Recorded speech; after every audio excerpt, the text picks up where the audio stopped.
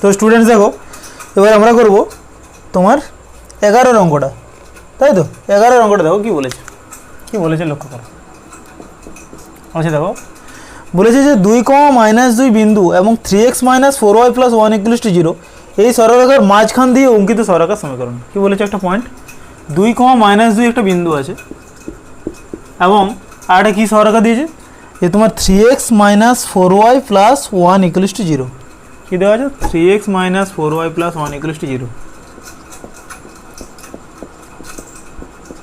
বলছে এই বিন্দুটা আর এই সরলরেখাটা, এই দুটো সরলরেখার মাঝখানে যে আমরা সরলরেখাটা পাবো সেই সরলরেখাটার সমীকরণটা নির্ণয় করতে হবে। ভালো করে লক্ষ্য করো 2, -2 বিন্দু এবং 3x - 4y + 1 = 0 সরলরেখার মাঝখান দিয়ে অঙ্কিত সরলরেখার সমীকরণ। এই সরলরেখার মাঝখান দিয়ে যে একটা সরলরেখা পাবো, এই বিন্দুটা আর এই সরলরেখাটার মাঝখান দিয়ে একটা সরলরেখা সাপোজ এরকম পাবো। আচ্ছা সেই সরলরেখাটা কী হবে বলো তো, মানে এই সরলরেখাটা অবশ্যই সমান্তরাল সরলরেখা হবে, সেই সরলরেখাটা এই সরলরেখাটা সমান্তরাল হবে, মানে সেই সরলরেখাটার সমীকরণ অ্যাকচুয়ালি কত হবে 3x - 4y + k = 0।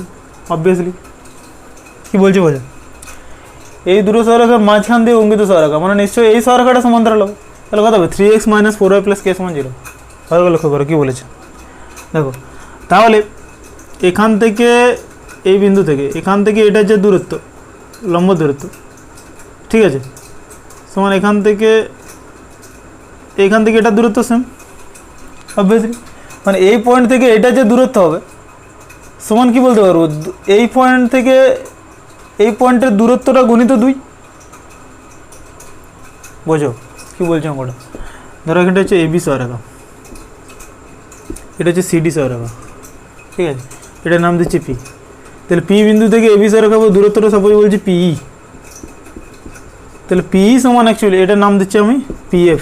ভালো লক্ষ্য করো পি বিন্দু থেকে অঙ্কটা আমি বোঝাচ্ছি, ঠিক আছে, তারপরে আমি অঙ্কটা করলে বুঝতে পারো পি বিন্দু থেকে এবি সরলরেখার দূরত্বটা পিই তো, ঠিক আছে। আচ্ছা পি সমান দেখো 2 × পিএফ বলা যাবে। ভালো লক্ষ্য করো পিএফ সমান তো আবার এফই, পিএফ সমান তো এফই, মানে এখান থেকে এটা দূরত্ব যায় এখান থেকে এটা দূরত্ব তো তা, কারণ কি এই সরলরেখাটা কি ওর মাঝখানে আছে তো। ভালো করে লক্ষ্য করো মানে পিএফ সমান এফই বলতে পারবো বা পি সমান 2 × পিএফ বলতে পারবো, পি সমান 2 × পিএফ বলা যাবে। তাহলে দেখো আমাদের অঙ্কটা হয়ে যাবে, কারণ এই পি দূরত্বটা আমরা নির্ণয় করতে পারবো, আর এই বিন্দু থেকে এই সরলরেখার দূরত্ব আমরা জানি, কারণ একটা বিন্দু থেকে একটা সরলরেখার লম্ব দূরত্ব কী হয় সূত্রটা আমরা জানি। আচ্ছা এই বিন্দু থেকে এই সরলরেখার দূরত্বটা আমরা নির্ণয় করতে পারবো, তাহলে আমাদের অঙ্কটা বেরিয়ে যাবে। কী বলছে বোঝা যাচ্ছে? চলো তাহলে এটা 1 নম্বর দিলাম। কী লিখছি দেখো, তাহলে 2, -2 বিন্দু এবং 1 নম্বর সরলরেখার মধ্যগামী সরলরেখার সমীকরণ।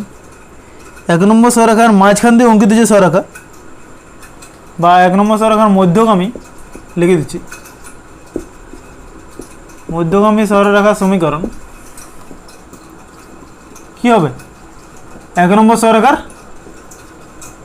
সমান্তরাল হবে, 1 নম্বর সরলরেখা সমান্তরাল হবে অবভিয়াসলি। এই সরলরেখার মাঝখান দিয়ে অঙ্কিত সরলরেখা কি 1 নম্বর সরলরেখা সমান্তরাল হবে। অতএব নির্ণয় সরলরেখা সমীকরণ কি হবে, নির্ণয় সরলরেখা সমীকরণ হবে কত 3x - 4y + c = 0। ভালো করে লক্ষ্য করো এটা কোন সরলরেখা, এই সরলরেখা সিডি সরলরেখাটা যদি ছবিতে আমরা বোঝো, ঠিক আছে। আচ্ছা আমি কি বললাম যে পি বিন্দু থেকে এবি সরলরেখার উপর যে দূরত্বটা পিইটা সমান কী হবে 2 গুণিত পি বিন্দু থেকে সিডি সরলরেখার দূরত্ব মানে পিএফটা অবভিয়াসলি। এই কন্ডিশনটা হোল্ড করলেই আমাদের কে এর ভ্যালুটা বেরোবে। কেন হচ্ছে বুঝতে পারছি, কারণ দেখো এখান থেকে এটা দূরত্ব যা এখান থেকে এটা দূরত্ব তা পিএফও যা এফইও তা, ঠিক আছে। আবার পি সমান আমরা কি বলতে পারবো 2 × পিএফ অবশ্যই, কারণ এই দূরত্ব সমান, যেহেতু পিএফ সমান তো এফই হয়ে যাচ্ছে। তাহলে কি করবো দেখো, তাহলে আমরা কী লিখবো যে 2, -2 বিন্দু থেকে, অতএব ভাষাটা 2, -2 বিন্দু থেকে 1 নম্বর সরলরেখার দূরত্ব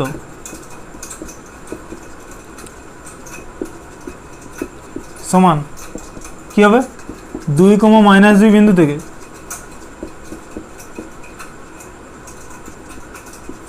2 নম্বর সরলরেখার দূরত্ব, কিন্তু এখানে একটা ব্যাপার আছে যেটা আমি লিখিনি, যে 2 গণিত হবে অবশ্যই। ওই যে পি মানে কোনটা দেখো ভালো করে লক্ষ্য করো, পি মানে কত 2, -b বিন্দু থেকে 1 নম্বর সরলরেখার দূরত্ব অবশ্যই। আর পিএম মানে কত 2, -b বিন্দু থেকে সিডি সরলরেখার দূরত্ব, মানে 2 নম্বর সরলরেখা, যেটা হয়ে যাচ্ছে কন্ডিশনটা। তাহলে কী হবে, বা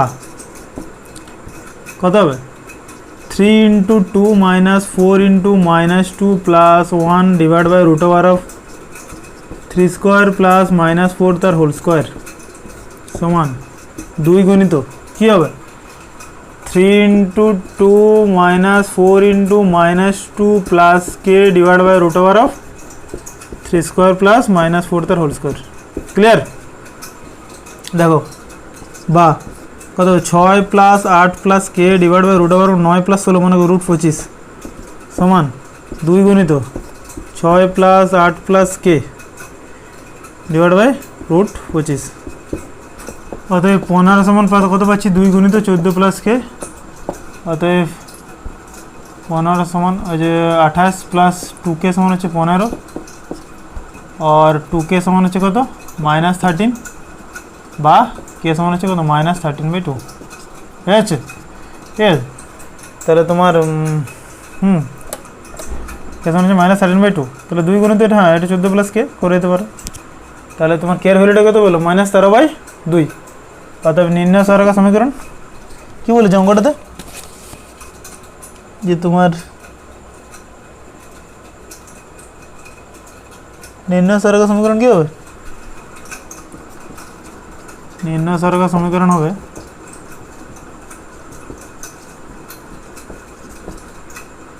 (3x - 4y - 13/2 = 0). তো 6x - 8y -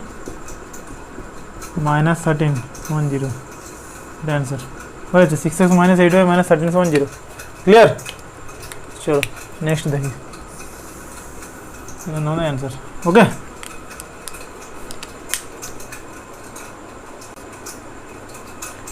দেখো আমি 12 অঙ্কটা বলছি, এবার দেখো লক্ষ্য করো। বলছি দেখো 3x + 4y = 15 এই সরলরেখা সমান্তরাল এবং 1 ও -2 বিন্দু থেকে 7.5 একক দূরত্ব বিশিষ্ট দূরবর্তী সরলরেখা দুটি সমীকরণ নির্ণয় করো। বলছে একটা সরলরেখা সমান্তরাল 3x + 4y = 15 এই সরলরেখা সমান্তরাল, এমনকি কী বলেছে যে 1 ও -2 বিন্দু থেকে ওই সরলরেখাটার দূরত্বটা, মানে ওই সমান্তরাল সরলরেখাটার দূরত্বটা বলছে 7.5।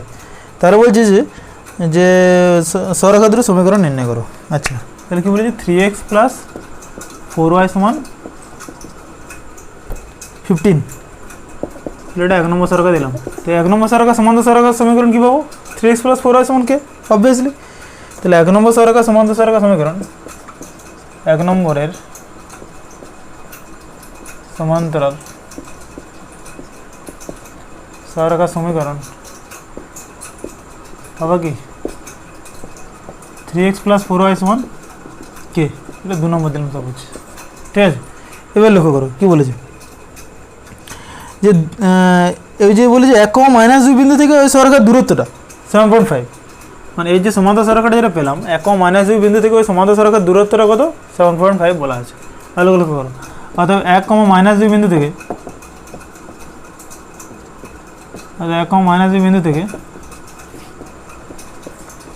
2 নম্বর সরলরেখার দূরত্ব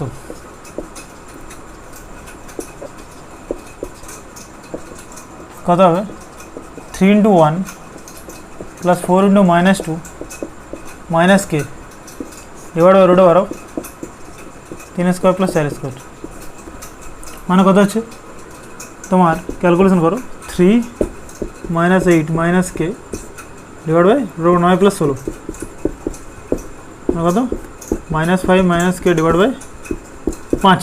ঠিক আছে, অর্থাৎ k + 5 -5 মানে এটা তুমি করতে পারো k + 5/5। ঠিক আছে, আচ্ছা মোটটা যদি তুলে দাও 5, হ্যাঁ এই হোক। তো এবার কি বলেছে দেখো,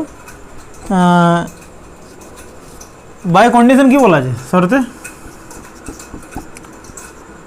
k + 5/5, হ্যাঁ এটা মোটটা সমান কত হবে অ্যাকচুয়ালি বলো 7.5। k কে প্লাস 5/5 সমান কত বলা আছে 7.5 মডের মধ্যে তাহলে কত হবে ক্যালকুলেশন মড কে প্লাস 5 সমান কত এটা কত 75/2 ইন্টু 5 75/2 অতএব কে প্লাস 5 সমান কত প্লাস মাইনাস 75/2 ক্যালকুলেশন করবে কে এর ভ্যালু কী পাবে একটাতে কে এর ভ্যালু পাবে তোমার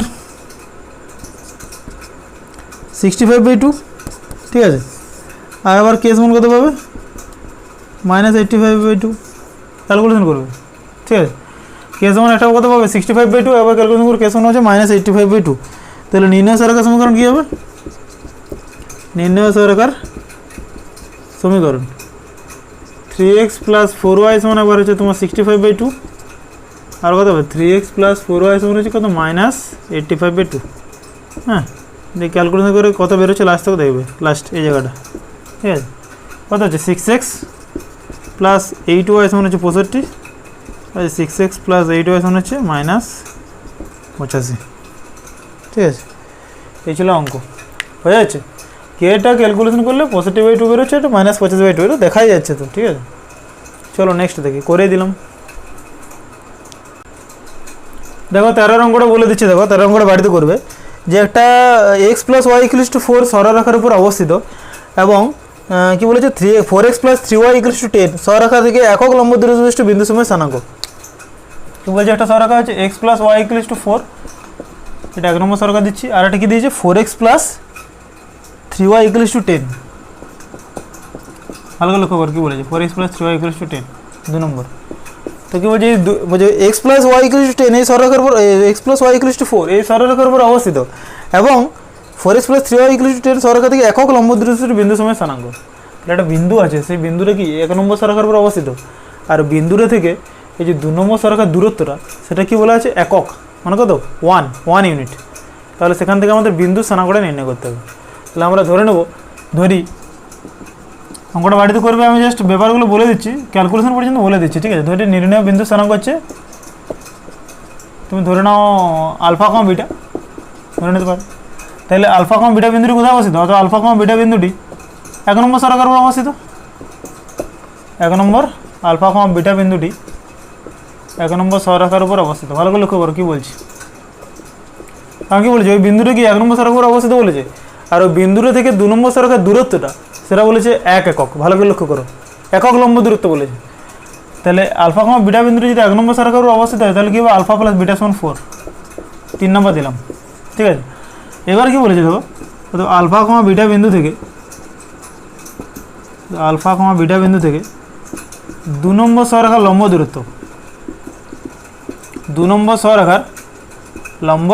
দূরত্ব কত হয় বলো কত হবে 4α + 3β - 10 ডিভাইড বাই √4² + 3² mod of ভালো করে লক্ষ্য আলফা কমা বিটা বিন্দু থেকে দু নম্বর সরলরেখার দূরত্ব কত হবে 4α + 3β - 10 ডিভাইড বাই √4² + 3² বাই কন্ডিশন কি বলা আছে ভালো করে লক্ষ্য করো 4α + 3β - 10 ডিভাইড বাই এটা কত √16 + 9 √16 + 9 সমান কত বলা আছে 1 ভালো করে তাকাও ভালো করে লক্ষ্য করো কী বলেছে যে ওখান থেকে দূরত্বের কত বলেছে 1 একক বলা আছে ঠিক না তাহলে এটা কত হবে বা 4α + 3β - 10 সমান কত ±5 √25 = 5 এখানে 1 আছে ঠিক আছে তো অ্যাকচুয়ালি এটা কত হবে অ্যাকচুয়ালি mod সমান 5 করো হ্যাঁ বা এবার যদি মডটা তুলে দাও তাহলে কত হবে অর্থাৎ 4α + 3β - 10 সমান হচ্ছে ±5 মানে কি একবার তুমি পাবে 4α + 3β - 10 সমান 5 মানে অ্যাকচুয়ালি কত হবে 4α + 3β সমান হচ্ছে সমান হচ্ছে শুধু 15 ঠিক আছে এটা 4 নম্বর দাও হয়েছে আর আবার কত পাচ্ছ যে 4α + 3β - 10 সমান হচ্ছে -5 তাহলে 4α + 3β সমান কত হবে -5 + 10 মানে কত 5 এটা দাও 5 নম্বর এইবার দেখো ভালো করে লক্ষ্য করো আমাদের সরলরেখাগুলো কী পাচ্ছি আলফা + বিটা = 4 এখানে কত পাচ্ছে 4α + 3β সমান হচ্ছে 15 আর এখানে কত বললে 4α + 3β = 5 ভালো করে লক্ষ্য করো 3 নম্বর আর 4 নম্বর সমাধান করবে ওখান থেকে আলফা বিটার ভ্যালু পাবে কি বলছি 3 and 4 সমাধান করে কী পাবে আলফা বিটার ভ্যালু, ঠিক আছে, কত কম কত দেখবে, আর কি করবে 3 আর 5 করবে, 3 আর 5, এটা তোমাদের বাড়ির কাজে রইলো। এখান থেকে আলফা কম বিটা কত হবে নির্ণয় করে আমাকে বলবে। ক্লিয়ার? এই ছিল অঙ্ক 4 আলফা প্লাস 3 বিটা সমান 15। ক্যালকুলেশনটা একটু দেখে নিও, ঠিক আছে। আর এখান থেকে 4 আলফা প্লাস 3 বিটা সমান হচ্ছে -5 প্লাস 10 সমান হচ্ছে 5। 3 আর 4 সলভ করবে, 3 আর 5 সলভ করবে, এখান থেকে আলফা বিটা দুটো ভ্যালু পাবে। হয়েছে? চলো নেক্সট দেখি। তো স্টুডেন্টস দেখো তোমাদের লাস্ট অ্যান্ড ফাইনাল অঙ্ক দেখো 15 অঙ্কটা কী বলেছে লক্ষ্য করো। যে বলা আছে দেখো টি একটি পরিবর্তনশীল চল হলে, টি একটি পরিবর্তনশীল চল, একটা ভেরিয়েবল প্যারামিটার বলা আছে, 1,0 বিন্দু থেকে একটা সরলরেখা দেওয়া আছে, ওই সরলরেখার উপর অবস্থিত লম্বের পাদবিন্দু সঞ্চারপথ নির্ণয় করো। কী বলেছে ভালো করে লক্ষ্য করো। টি একটা ভেরিয়েবল প্যারামিটার বলা যায়, ওটা পরিবর্তনশীল চল। 1,0 বিন্দু থেকে ওই সরলরেখার উপর যে লম্বটা, তার যে পাদবিন্দুটা, তার সঞ্চারপথটা নির্ণয় করতে হবে। মানে কি? মানে নিশ্চয়ই একটা পাদবিন্দু স্থানাঙ্ক পাবো। মানে কি? একটা সরলরেখা সমীকরণ কী দেওয়া আছে, x - ty প্লাস at² সমান 0। ভালো করে লক্ষ্য করো, একটা সরলরেখা সমীকরণ দেওয়া আছে x - ty প্লাস at² সমান 0। 1,0 বিন্দু থেকে, 1,0 একটা পয়েন্ট থেকে এই সরলরেখার উপর একটা লম্ব আঁকছি। 1,0 পয়েন্ট থেকে এই সরলরেখার উপর একটা আমরা লম্ব আঁকছি, ঠিক আছে। এই সরলরেখার নাম দিচ্ছি আমরা AB, এটার নাম দিচ্ছি P, এর নাম দিচ্ছি N সাপোজ, ঠিক আছে। এখানে সাপোজ এর নাম দিচ্ছি আমরা N, এনটা কিন্তু এর উপর লম্ব। আচ্ছা, এবার কি বলেছে দেখো, এটা এবি সরলরেখার সমীকরণ বলছে যে 1,0 বিন্দু থেকে এই সরলরেখার উপর অঙ্কিত লম্বের পাদবিন্দু সঞ্চারপথ। তাহলে অঙ্কিত লম্বের পাদবিন্দুর স্থানাঙ্কটা কত, স্থানাঙ্কটা আমি সাপোজ ধরে নিচ্ছি h, ঠিক আছে, কারণ ওর পাদবিন্দু সঞ্চারপথ। তাহলে এই পাদবিন্দু সঞ্চারপথটা কত হবে সেটাই নির্ণয় করতে বলেছে, মানে সঞ্চারপথের সমীকরণটা কত হবে অ্যাকচুয়ালি, ঠিক আছে। তাহলে আমাদের p h, k 1,0 নিয়েছি, তাহলে পাদবিন্দু স্থানাঙ্ক কত নেবো আমরা h, k নিই। p 1,0 পাদবিন্দু স্থানাঙ্ক কত h, k, আর h, kটা কত x - ty প্লাস at², এই সরলরেখার উপরে অবস্থিত বলে। তাহলে আমরা কী করবো দেখো, অঙ্কটা কী বলছি, অঙ্কটা বোঝা যাচ্ছে তো? দেখো কী করবো আমরা। তাহলে দেখো আমরা প্রথমে এই যে 1,0 আর n h, k এই দুটো বিন্দুর সংযোগ সরলরেখার প্রবণতাটা নির্ণয় করে নেব। কী বলছি, তো p 1,0 আমাদেরকে নির্ণয় করতে হবে, কিন্তু এই যে n যে সঞ্চারপথটা আমরা নিয়েছি, ওই সঞ্চারপথের সমীকরণটা আমাদেরকে নির্ণয় করতে হবে, আমাদের পাদবিন্দুর সঞ্চারপথটা নির্ণয় করতে হবে, ঠিক আছে, অঙ্কিত লম্বের পাদবিন্দু সঞ্চারপথটা। তাহলে p 1,0 এবং n h, k বিন্দু দুটির সংযোজক সরলরেখার প্রবণতা, সংযোজক সরলরেখার প্রবণতা কত হবে, k - 0 divide by h - a, মানে k বাই h - a। ভালো করে লক্ষ্য করো, k - 0 divide by h - a মানে হচ্ছে তোমার k বাই h - a হয়েছে। আচ্ছা, আবার x - ty plus at², AB সরলরেখা সমীকরণ, এবি সরলরেখা সমীকরণ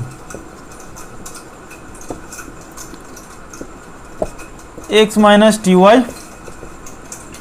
প্লাস at² = 0। তো x - ty প্লাস at² = 0 এর প্রবণতা কত হবে বলো তো, ty সমান হচ্ছে x প্লাস at², ভালো কথা থাকো, y সমান কত হবে 1/t into x plus at²/t, মানে কত 80, ঠিক আছে। মানে প্রবণতা কত হবে, এটা দিচ্ছি 1 নম্বর। তাহলে 1 নম্বর সরলরেখার প্রবণতা কত 1/t, তাহলে 1 নম্বর সরলরেখার প্রবণতা, তাহলে কত পেলাম 1/t। ভালো করে লক্ষ্য করো, এখান থেকে pnটা পারপেন্ডিকুলার এবি। আমরা সঞ্চারপথের আমরা একটা জিনিস ধরতে হতো যে এই সঞ্চারপথের মানে এই লম্বের পাদবিন্দুর যে স্থানাঙ্কটা, সেটা h, k ধরতে হতো, ঠিক আছে। লম্বের পাদবিন্দুর স্থানাঙ্কটা ধরে নিতে হতো n h, k, এখানটা লিখে দিতে পারবে এই লম্বের পাদবিন্দুর স্থানাঙ্ক, পাদবিন্দুর স্থানাঙ্ক n h, k এটা লিখে নিতে পারো, ঠিক আছে। তাহলে 1 নম্বর সরলরেখার প্রবণতা কত পেলাম 1/t। ভালো করে লক্ষ্য করে, যেহেতু কি pnটা পারপেন্ডিকুলার এবি, এই pnটা পারপেন্ডিকুলার এবি, মানে কি এদের প্রবণতার গুণফলটা -1 হবে, মানে কি হবে, তো k by h - a into 1/t সমান -1, obviously k by h - a into 1/t সমান -1, মানে এখান থেকে t সমান কত হবে বলো, আর t ইন্টু এইচ মাইনাস এটাকে যদি গুণ করে দাও T into A minus H সমান কত কে, আর টি সমান কত K by A minus H suppose, ঠিক আছে, এটা বেরিয়ে রইল। ভালো করে লক্ষ্য করো। আবার এন এইচ কমা কে বিন্দুটা 1 নম্বর সরকের উপর অবস্থিত। এই যে এখানে এন বিন্দু স্থানাঙ্কটা যেটা আমরা উপরটাতে লিখলাম, হ্যাঁ, পাদবিন্দু স্থানাঙ্কটা হচ্ছে এন এইচ কমা কে। তাহলে আবার এন এইচ কমা কেটা তো কত এবি সরকের উপর অবস্থিত, তো তাহলে নিশ্চয়ই সমীকরণটাকে হোল্ড করবে, ঠিক আছে। আবার এন এইচ কমা কে বিন্দু 1 নম্বর সরকের উপর অবস্থিত, 1 নম্বর সরকের উপর অবস্থিত। তো এইচ মাইনাস টিকে প্লাস এটি স্কোয়ার সমান 0, অবভিয়াসলি এটা পেলাম 2 নম্বর দিতে পারো, ঠিক আছে। এটাকে 2 নম্বর দাও, এটাকে 3 নম্বর দাও, এটা পেলাম। তো এখানে আমরা কী করবো, ফ্রম 3 আমরা ভ্যালুগুলো পুট করবো। কার ভ্যালু পুট করবো, এখানে কে এর ভ্যালুটা আমরা পুট করে দেবো। তাহলে এইচ মাইনাস টি সমান কত K into K by A minus H plus A into T square মানে কত K square by A minus H তার হোল স্কোয়ার সমান 0, অবভিয়াসলি। তাহলে নিশ্চয় কত হবে, নিশ্চয়ই লসাও কত হবে এ মাইনাস এইচ তার হোল স্কোয়ার। ভালো লক্ষ্য করো স্টেপ বাই স্টেপ।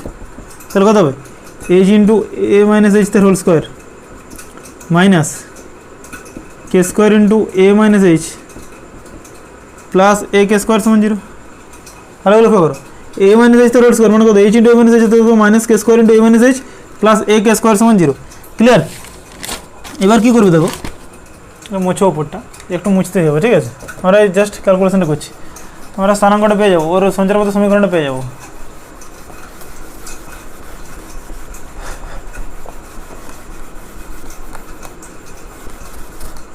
তাহলে এখানে ক্যালকুলেশন করলে কত হচ্ছে বলো তো, যে H into A minus H তার whole square minus K square into A minus H plus A K square সমান 0। ভালো করে লক্ষ্য করো, কারণ এটা কি কোনাকুনি গুণ হয়ে যাবে, এদিকে হয়ে যাচ্ছে, কোনাকুনি 0 হয়ে যায়। আর এখানে এখান থেকে এ মাইনাস এইচ কমন নাও, বা এ মাইনাস এইচ কত H into A minus H plus K square plus A K square. আচ্ছা কিছু ভুল করলাম, প্লাস এ কে স্কোয়ার, ঠিক আছে। তাহলে এটা কত হবে, কত H into A minus H তার হোল স্কোয়ার গুণ করে দিচ্ছি plus K square into A minus H মানে কত কে স্কোয়ার এ মাইনাস কে স্কোয়ার এইচ প্লাস এ কে স্কোয়ার সমান 0। ভালো কথা দেখো, এই যে কে square into A minus H তো এটা গুণ করে দিচ্ছি ডাইরেক্ট, দেখো এ কে স্কোয়ার কাটছে, বা এইচ ইন্টু কত এ মাইনাস এইচ তার হোল স্কোয়ার মাইনাস কে স্কোয়ার এইচ সমান 0, ঠিক আছে। এইচটা কমন নাও, और एच इंटू ए माइनस एच तार होल स्क्वायर माइनस के स्क्वायर समान 0। এখানে কিছু একটা ক্যালকুলেশন ভুল হয়েছে কি না, ঠিক আছে। এখানে একটা কিছু ভুল হয়েছে, হ্যাঁ এটা মাইনাস হতো, ঠিক আছে। এই মাইনাসটা এখানে ভুল করেছি, minus K square into A minus H, A minus H ওটা ঠিক করে নেবে। হ্যাঁ একটু ক্যালকুলেশন স্লাইড ভুল হয়েছে, এটা মাইনাস হবে, ঠিক আছে। মাইনাস না হলে কাটছে কী করে, হ্যাঁ মাইনাস কে স্কোয়ার এ প্লাস কে স্কোয়ার এইচ, ঠিক আছে, মাইনাস হ্যাঁ প্লাস, ঠিক আছে এটা। তাহলে H into A minus H তার হোল স্কোয়ার প্লাস কে স্কোয়ার সমান 0। এবার দেখো ঠিক আছে, তো এটা জাস্ট ভুল হয়ে চলে জায়গাটা। তাহলে এবার হয় কী পাচ্ছি, এবার এইচ সমান 0, তাহলে এবার পাচ্ছি সমান 0। তাহলে এবার কত পাচ্ছি এইচ সমান 0 বা এ মাইনাস এইচ তার হোল স্কোয়ার প্লাস কে স্কোয়ার সমান 0। এখান থেকে কী পাই এ মাইনাস এইচ সমান 0 আর বা কী পাই কে সমান 0, কারণ দুটি ধনাত্মক বাস্তব সংখ্যা বলে বর্গের সমষ্টি যদি শূন্য হয় তারা পৃথক পৃথকভাবে শূন্য হয় আমরা জানি। এটা স্কোয়ার বলে এটা স্কোয়ার সমান যদি 0 হয় তাহলে এটা সমান 0 এবার এটা সমান 0, মানে এখান থেকে এইচ সমান পাচ্ছি এ আর কে সমান পাচ্ছি 0। ভালো করে থাকো, আর এখান থেকে পাচ্ছি এইচ সমান 0। আচ্ছা এইচ সমান এ আর কে সমান 0 মানে কত, অ্যাকচুয়ালি পয়েন্টটা কত 1,0। এই 1,0 পয়েন্টটা কি সম্ভব, ভালো করে লক্ষ্য করো। আচ্ছা 1,0 পয়েন্টটা সম্ভব নয়, কারণ কি 1,0 পয়েন্টটা কি এটা, তো এটা আর এটা 1,0 পয়েন্টটা যদি এটার উপর অবস্থায় তাহলে তো এন বিন্দুটা, তাহলে এন বিন্দুর স্থানাঙ্কটা কী হয়ে যাবে 1,0 হয়ে যাবে, কিন্তু 1,0 পয়েন্টটা তো এখানে আছে, কোনো কারণে সম্ভব নয়, ইম্পসিবল। ঠিক আছে, কারণ কি তখন a, 0 বিন্দুরে কী হয়ে যাবে, এই সরেখাটার উপর অবস্থিত হয়ে যাবে, কিন্তু সেটা তো নয়, এটা তো পারপেন্ডিকুলার বলা আছে। ঠিক আছে, এটা সম্ভব নয়, এটা সম্ভব নয়, কারণ a, 0 বিন্দুটি সরেখার উপর অবস্থিত হবে। ঠিক আছে, এটা যদি হয়ে যায় তাহলে a, 0 বিন্দুটি সরেখার উপর অবস্থিত হবে, কিন্তু সেটা তো নয়। ঠিক আছে, বোঝা যাচ্ছে কি বলছি, এখানে এরও স্থানাঙ্ক বেরিয়ে গেছে a, 0। ঠিক আছে, তাহলে তখন a, 0 তো এর উপর অবস্থিত হয়ে যাবে অ্যাকচুয়ালি, মানে এই পি পয়েন্টটা, কিন্তু সেটা তো সম্ভব নয়। তাহলে এর স্থানাঙ্ক কত হলো h = 0, এটা পসিবল। ঠিক আছে, তাহলে কী হবে অ্যান্সারটা, অতএব নির্ণয় বিন্দুর, অতএব লম্বের প্রান্তবিন্দু সঞ্চার পথ, অতএব লম্বের পাদবিন্দু সঞ্চার পথ কত হবে, x = 0। h = 0 মানে কত, h এর জায়গায় কী করি আমরা, x বাস করে, x = 0। ক্লিয়ার, এই ছিল তোমাদের অঙ্ক। তো স্টুডেন্টস, তোমাদের 4 মার্কসের অঙ্কগুলো আমরা করিয়ে দিলাম। আমরা যেরকম বলেছিলাম যে 2 থেকে 3টে পার্ট করবো, এটা 2 মার্কসের পার্ট করেছি, এটা 4 মার্কসের আজকে করিয়ে দিলাম। ঠিক আছে, এটা 5 মার্কসের একটা করে দেবো, তোমাদের স্টেট লাইন শেষ হয়ে যাবে, তারপরে নতুন কিছু এটা শুরু করবো। ঠিক আছে, তো যাই হোক তোমরা ভিডিওগুলো কমপ্লিটলি দেখো, তোমার বন্ধুদেরকে শেয়ার করো, তাদেরকেও শেয়ার করতে বলো আবার। ঠিক আছে, সাবস্ক্রাইব করো। ঠিক আছে, আর অবশ্যই তুমি যদি চ্যানেলে কেউ নতুন হও, তোমাদের নোটিফিকেশন আইকনটা টিপে রাখবে, তাহলে নতুন কোনো ভিডিও দিলে দেখতে পারবে। ভালো থেকো সব, চলো আই থাক, ওকে।